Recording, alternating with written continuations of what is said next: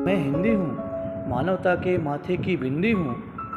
भाषा बौद्धिक और नैतिक जीवन की अभिव्यक्ति का माध्यम हुआ करती है। मालूम है आपको, संपूर्ण राष्ट्र में प्रयुक्त होने के कारण मैं राष्ट्रभाषा कहलाती हूँ और राजकाज की भाषा होने के कारण राजभाषा भी मानी जाती हूँ। मैं हिंदी हूँ। भारत जैसे बहुभाषीय देश में भौगोलिक और सांस्कृतिक एकता का माध्यम होने के कारण मैं संपर्क भाषा भी मानी जाती हूँ। मैं हिंदी हूँ। मुझे राष्ट्रभाषा का पद दिलाने का पूर्व योगदान राष्ट्रपिता महात्मा गांधी को रहा। सुनो सुनो, मैं हिंदी हूँ। मैं बहुत सुगम हूँ, जल्दी से ग्रहण की जा सकती हूँ, इसलिए मैं शीघ्र विश्व भाषा के रूप में सामने आने वाली हूँ। मैं हिंदी हूँ। सबसे अधिक सरल व लचीली होने के कारण मैं सर्वग्राही अर्थात आम जनता से उपयुक्त हूँ। फिर भी दुख है कि मेरी गुणवत्ता, मेरी क्षमता, मेरे सौंदर्य व शिल्प कौशल का भान आज किसको है? मैं हिंदी हूँ। वैसे तो विश्व की समस्त वस्तुओं की रचना का मूल कारण ईश्वर को माना जाता है। अतएव भाषा उत्पत्ति को भी ईश्वर से जोड़ें तो भाषा ईश्वर की एक सहज कृपा का प्रसाद है। मैं हिंदी हूँ। संस्कृत मेरी जननी है, मालूम है आपको? इसकी एक एक धातु से एक एक लाख शब्द बनते हैं। करोड़ों की संपदा को समेटे मैं हजारों वर्षों से राष्ट्र की सेवा कर रही हूँ। पर हाय मेरा दुर्भाग्य, संसार की समस्त उन्नत भाषाओं में सबसे अधिक व्यवस्थित और सभी दृष्टियों से समृद्ध होने पर भी मुझे सब दरिद्र ही बता रहे हैं। तभी तो मुझे छोड़ आंग्ल भाषा के पीछे भाग रहे हैं। मैं हिंदी हूँ। मैं मातृभाषा हूँ। भारतीय संस्कृति के लिए दूध जैसी पोषक और जीवन निर्माण की आधारशिला होने के कारण मैं दूध भाषा भी मानी जाती हूँ। मैं हिंदी हूँ। मैं चबाकर बोली जाने वाली भाषा हूँ, अर्थात ऊपर नीचे और दाएं बाएं लगी मात्राओं को पढ़ने से मस्तिष्क के दाएं बाएं दोनों ही हिस्से सक्रिय रहते हैं। अतः मैं पूर्ण रूप से वैज्ञानिक होने के कारण स्वास्थ्य प्रदाता हूँ।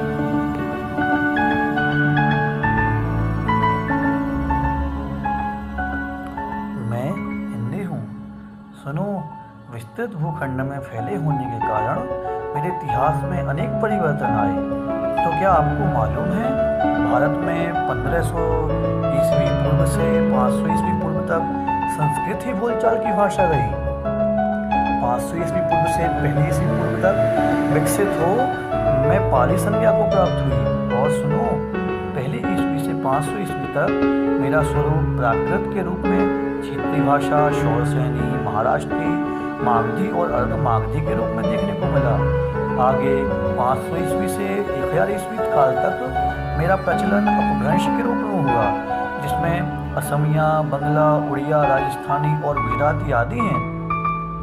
18वीं शताब्दी में मुझे हिंदुस्तानी और 1850 ईस्वी तक उर्दू कहकर पुकारने लगे। मैं हिंदी हूँ। पर एक दुख की बात बताऊँ, 19वीं सदी के प्रारंभ में अंग्रेजों की विशेष भाषा नीति के कारण मेरे हृदय पर तलवार चलाई गई। उर्दू को मुसलमानों से और मुझे हिंदुओं से जोड़ा गया।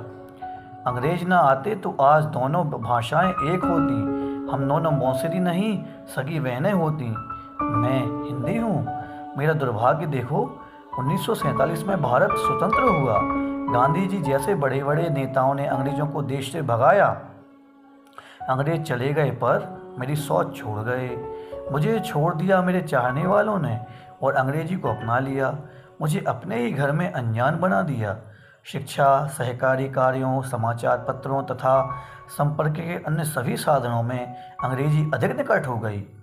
मेरे बच्चों, मेरे वाक्यों, मुहावरों, लोकोक्तियों पर भी अंग्रेजी का प्रभाव होने से मुझे तोड़ दिया गया। मैं हिंदी हूँ। भौगोलिक दृष्टि से देखें तो संस्कृत शब्द सिंधु से मेरा संबंध माना जाता है।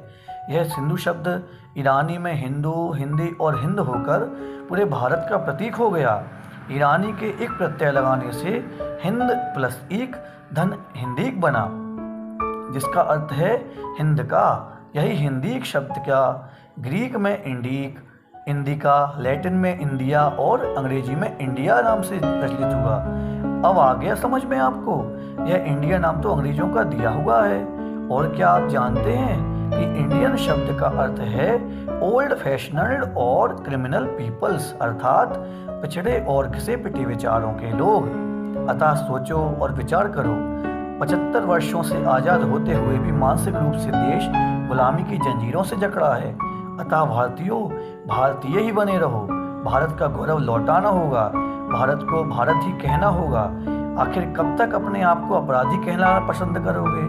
और फिर मालूम है आपको, विश्व के सभी देशों में बसे भारतीय प्रायः मेरा प्रयोग करते हैं। यह बहुत बड़ी संख्या है, पर संयुक्त राष्ट्र संघ में मेरा प्रयोग ना होना यह एक बहुत बड़ी दुर्बलता है। अनेक देश ऐसे हैं कि जहां स्वदेशी भाषा ही का प्रयोग किया जाता है। एक अभागा भारत देश ही है कि मुझे छोड़ धड़ल्ले से अंग्रेजी का प्रयोग कर रहा है। सुनो सुनो भारतीयों, मैं हिंदी हूँ, मैं मानवता के माथे की बिंदी हूँ। यदि इस प्रकार देश में अंग्रेजी या अंग्रेजी मिश्रित भाषा का प्रयोग होता रहा तो 100 वर्षों के बाद हिंदुस्तानी के स्थान पर इंग्लिशतानी भाषा हिंदी के संघर्ष में खड़ी होगी और वही राष्ट्रभाषा बनने को युद्ध करेगी। और सुनो, सन 1947 से प्रतिवर्ष हम हिंदी दिवस मनाते हैं। मेरी प्रशंसा में खूब जोर जोर से ध्वनि प्रसारण यंत्र से नारेबाजी करते हैं। हिंदी सेवी संस्थान और हिंदी लेखकों का सम्मान करते हैं। मेरे सम्मान समारोह में नकली फूल और फूल मालाएं चढ़ाते हैं। पर जड़ें सींचने की चिंता आज किसको है? 28 के स्थान पर 28 कहने पर बच्चों के पीठ थपथपाते हैं। हिंदी में कम और अंग्रेजी में अधिक अंक आने पर गर्व करते हैं। परंतु क्या होगा, कुछ समझ नहीं आता। मेरा सम्मान क्यों मुझसे छीना जा रहा है? मेरी गरिमा समाप्त होने को है।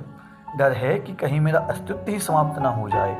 भारतीयों, मैं हिंदी हूँ, भारत की संस्कृति की द्योतक हूँ, मैं भारत की मातृभाषा हूँ, मैं भारत की माँ हूँ।